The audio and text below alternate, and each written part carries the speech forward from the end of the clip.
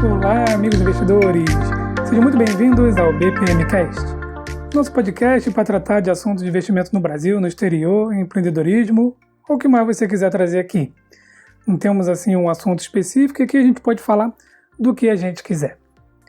E hoje, 25 de agosto, dia do soldado, nós vamos falar do SP500 e das empresas que passaram a fazer parte do SP500 e das empresas que saíram do índice SP500. Se você ainda não sabe, o SP500 é o índice das 500 maiores empresas dos Estados Unidos. E agora vou falar um pouquinho deles aqui. Bom, a primeira coisa que é bom falar são os critérios para fazer parte do SP500, né? Então, as empresas para fazer parte do SP500 tem lá uma regrinha, né? Então tem que ter um valor de mercado acima de 8,2 bilhões de dólares, tem que ser uma empresa americana, as negociações têm que estar, a maior parte das suas ações tem que estar na mão dos acionistas, né, e não na mão dos controladores, tem lá uma quantidade de que as ações devem ser negociadas num período de 6 meses, né, mais ou menos um quarto das ações tem que ser negociada, então não pode ser um ativo sem liquidez. E dentre algumas outras métricas ali, né? Também não pode, o IPO, né, tem que ter sido há mais de um ano, tá? Não pode ser a empresa já ser lançada e entrar para o SP500. E aí o que acontece?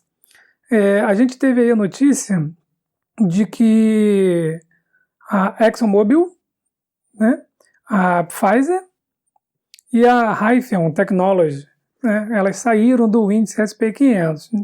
E isso acaba que pode preocupar muita gente que tem um desses três ativos aí na carteira. Aí o que eu digo? A primeira coisa é que, é óbvio que fazer parte do índice é uma chancela maior, né? É algo ali para dizer que é uma boa empresa porque existe uma regra e ela está dentro daquelas regras ali, né? Mas, por exemplo, muitas empresas são ótimas, são excelentes e não fazem parte do SP500. Então, o fato da ExxonMobil, da Raytheon e da Pfizer saírem do índice SP500, eu não vejo motivo para venda e não vejo que a empresa está, né, sofrendo aí com os seus lucros. Na verdade, a gente tem que continuar observando a gestão da empresa, os fundamentos, os lucros trimestrais, o controle de dívida. Tem que continuar vendo isso daí, tá? Porque senão não tem lógica nenhuma você ficar muito preocupado e querer sair do ativo só porque ele não faz mais parte do SP500. E, por exemplo, olha a Tesla, né? Tesla, o que, na minha opinião, hoje é uma bolha, tá? A Tesla, porque é muito especulativa, não traz lucros e, né, enfim, está com um PL muito alto, então Tesla para mim não é assim uma empresa que eu investiria por fundamentos. E até visando o futuro, a tecnologia disruptiva e tal, ela também já está precificada para isso daí, né? Mas enfim, isso aí é um outro assunto. Mas Tesla não faz parte do índice SP500. E por que ela não faz parte se praticamente ela atinge todos os pré-requisitos? Bom, na verdade tem mais um pré-requisito, né, que é muito importante. Os últimos 4 trimestres, a empresa tem que estar com um lucro positivo, né? Ela tem que estar com uma receita positiva, né? Então, a soma dos ganhos aí dos últimos 4 trimestres tem que ser positivo.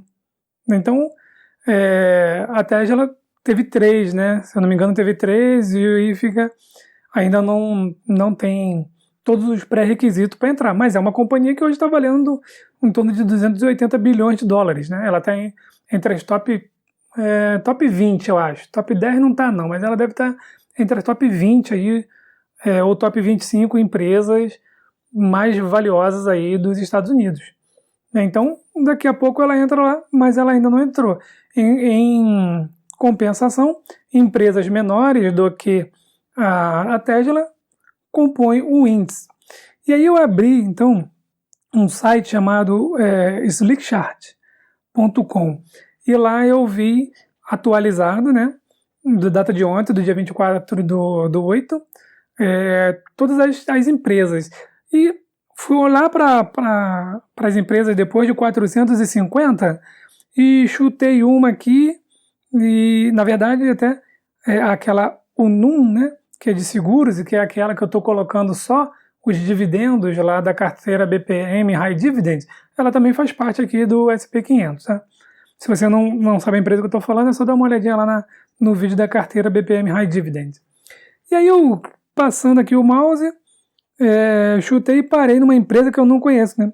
Flowserve, que é uma empresa que para mim é novidade, né? E ela é uma empresa pequena, bem pequena, e ela está compondo o índice ali, tá? Então, deixa eu lembrar aqui, deixa eu ler aqui, ó. Fornecedor de máquinas industriais, tá? É tipo uma VEG, né?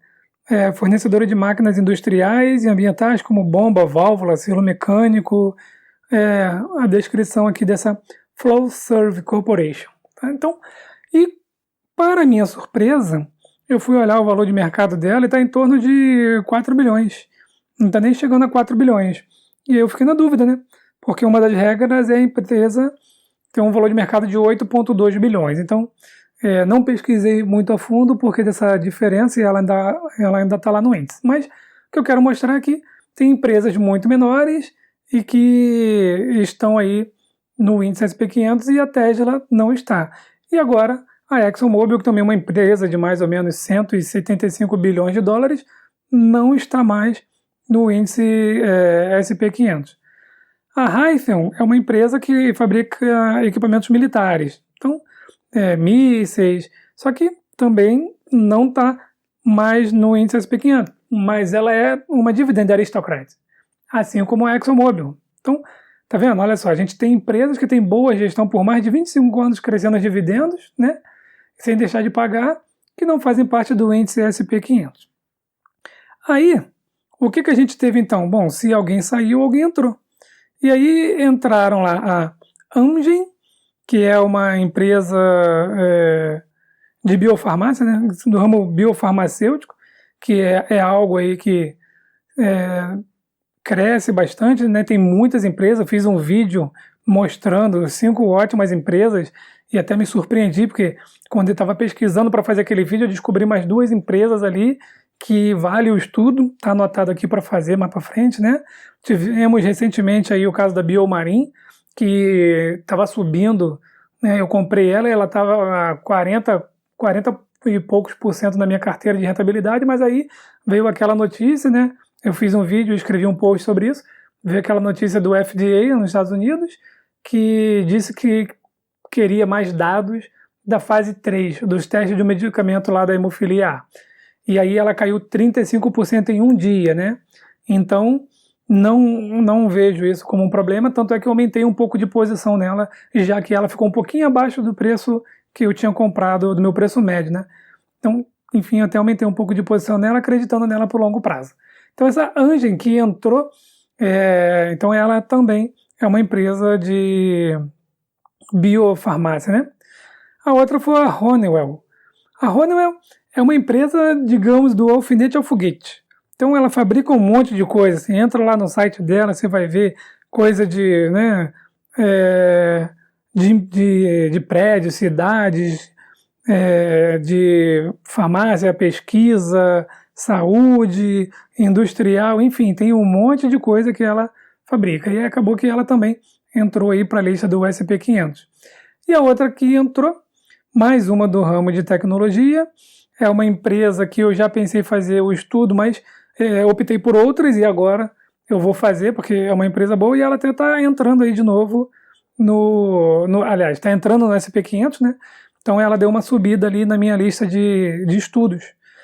A Salesforce. Então é uma empresa que fabrica software por demanda, né? É uma on-demand software company. E eu dei uma rápida olhada e vi que ela teve resultado muito positivo aí, que agora nos últimos tempos, né? Então é uma empresa boa ali para estudar, mas é mais uma empresa de tecnologia, né? Então na minha carteira ela já tem bastante empresa de tecnologia, Estou analisando outras empresas, estou querendo aumentar a posição em algumas outras empresas, mas as de tecnologia não tem como, principalmente agora no momento da pandemia, elas estão crescendo muito e crescem mais ainda, né? Então a Salesforce está entrando aqui na lista, devo fazer um vídeo dela em breve, né? E a ExxonMobil, que está na minha carteira, ainda estou deixando lá. Obviamente eu não estou aumentando posição, é aquele momento do hold, né? Ele tem o buy and hold, né? Então eu não estou buy, eu estou hold. Ainda não estou sell nela. Então, simplesmente não compro, mas eu mantenho ela na carteira porque ainda está pagando os dividendos e depois eu vou até estudar um pouco mais ela. Provavelmente, se ela cortar os dividendos, aí pode ser um sinal vermelho, mas ainda não é o caso, tá bom?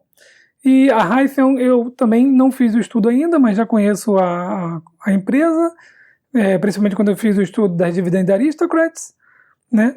E depois eu vou ver essa Anja que entrou aqui pro índice também, tá bom? Então, se você tem aí a ExxonMobil, né? Ou a Pfizer. Bom, a Pfizer dispensa apresentações, né? A Pfizer, inclusive, está aí na corrida da vacina do Covid-19, né, do coronavírus. Então imagina só para onde vai, né, o preço da ação, os lucros, se ela vier com uma vacina, sei lá, mais rápida, atender mais a população no mundo inteiro, num preço melhor, né? Então conseguir uma capacidade de produção melhor do que as demais aí, né? Então é uma empresa que ainda pode trazer muitos lucros. Então, se você tem uma dessas empresas, não se preocupe porque ela saiu do SP 500, tá? Na minha opinião, isso não quer dizer que a empresa ficou ruim. A empresa continua boa, tem que continuar olhando os fundamentos dela, tá? Não faça movimentos precipitados, tá bom? E, finalizando então, desde o meu último BPMcast até do último vídeo, Apple continuou subindo, passou dos $500, mas o split está chegando aí. Hoje é dia 25 de agosto, dia 31 ela já passa a ser negociada, multiplicada por 4, né? Então se você tem uma, você vai passar a ter 4 e o preço de 500 vai ser dividido por 4 em torno de $125, o que deve dar maior liquidez para o papel e até um aumento no preço. Mas vamos ter em mente que os fundamentos dela são os mesmos, né? E o lucro dela ficou mais caro, né? Então, tipo assim, antigamente a gente pagava menos para ter o lucro da Apple. Hoje a gente está pagando mais para ter o lucro da Apple. Então, eu vendi posição 2 vezes já e vou manter o que eu tenho agora, que ainda é uma posição considerável, e vou procurar outras empresas que possam ter um crescimento, vamos falar de crescimento de empresa, né? Um crescimento melhor do que o de Apple, como foi Palo Alto Network, até agora está sendo uma das empresas que mais cresceu na minha carteira nesse ano desde que eu comprei. Ela, Skyworks, mas enfim, tudo empresa do ramo de tecnologia, né?